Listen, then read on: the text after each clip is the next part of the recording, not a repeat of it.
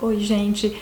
Hoje nós vamos falar aqui sobre o relacionamento, a parceria entre o engenheiro e o arquiteto quando ela começa, quando ela terminar, ela nunca termina. Mas a partir de que momento a gente deve estar trabalhando os dois juntos para um benefício maior que a construção do cliente, tá? Muitas vezes a gente já começa a conversar com o arquiteto antes mesmo dele fazer o anteprojeto, para saber o que tipo de solo a gente vai ter, o que vai ter que fazer, como que é o terreno, sem aclive, sem declive, que tipo de estrutura. O que às vezes acaba acontecendo é de não existir essa parceria, de não ter esse contato entre arquiteto e engenheiro, e com o passar do tempo, conforme a obra vai andando, antes mesmo da obra andar, conforme a gente vai fazendo o projeto, vai desenvolver o projeto estrutural, de repente não tem como.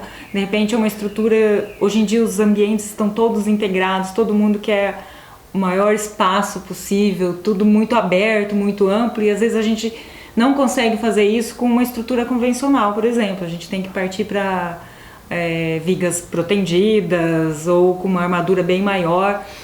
Então, às vezes, a gente consegue resolvendo essas questões estruturais desde o começo do projeto, desde a hora do anteprojeto arquitetônico.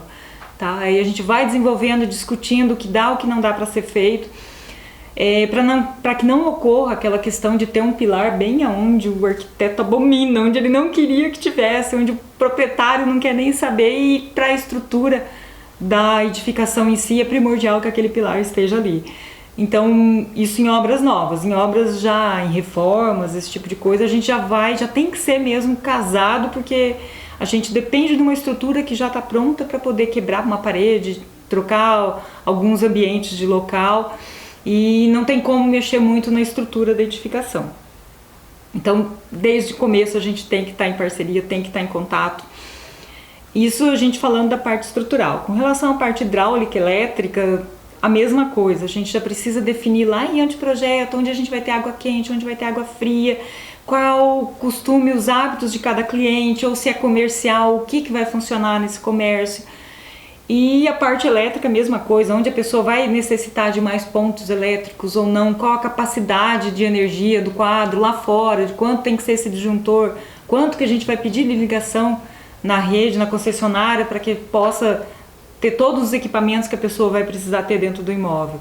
Então tudo isso tem que ser sentado, conversado. Se for comercial, a gente ainda tem a questão de bombeiros, até uma determinada metragem ou a ocupação, a gente vai precisar de hidrante, não precisa de hidrante, de escada enclausurada ou não, e onde a gente vai colocar tudo isso tem que ser pensado desde o início do projeto arquitetônico para a gente locar os hidrantes, essa escada, rota de fuga. Então não é uma coisa que dá para a pessoa começar a fazer e depois falar, eu vou contratar um pedreiro, depois eu arrumo aí um arquiteto ou um engenheiro para legalizar. Não dá certo isso, por experiência própria, assim, a gente já vê muitos clientes que já chegam às vezes no escritório com a obra pronta e falam, eu não consigo legalizar. Eu fiz uma obra comercial e não consigo tirar um alvará de funcionamento. Aí a coisa é muito mais complicada, porque ele está com o imóvel pronto e precisa do alvará de funcionamento para trabalhar e não consegue. E é difícil a gente conseguir arrumar tudo isso que foi feito, que veio de errado lá do começo, para que a pessoa consiga tirar um alvará de funcionamento e montar o seu negócio. Então são coisas que têm que ser estudadas, têm que ser detalhadas. E, como a Cláudia mesmo já falou, não precisa ser contratada a Cláudia Meyer, a Rosângela Nader, não, mas consulte sempre um profissional, um arquiteto ou um engenheiro, cada um na sua área, cada um dentro do seu quadrado, para que um não atropele o serviço do outro e para que nenhuma etapa fique esquecida lá para trás, que a gente vai lembrar só lá na frente. Tipo, é comercial, mas não foi deixado pontos de iluminação de emergência. É uma coisa assim, pequena, parece. Mas de repente, da obra pronta, pintada, tudo. Da onde nós vamos trazer essa tubulação? O que nós vamos quebrar? Vai ter que repintar? Então, a gente acaba fazendo todo esse serviço por vocês antes. A gente tem horas e horas sentado, discutindo com o arquiteto, planejando para que você não tenha dor de cabeça, para que você comece a construir, não fique com trauma de construção, como a gente já ouve muito falar, eu construí uma vez só, eu não quero mais saber de construção. Não, a gente não quer ninguém traumatizado, a gente quer que todo mundo faça a sua obra, a obra dos seus sonhos, ou realize, ou monte o seu negócio num imóvel próprio e que possa dormir tranquilo, com todas as contas pagas, com a questão de foi tudo muito bem planejado, a gente gastou o que ia gastar. Não, começar a obra, você planeja gastar X, gastou 2X.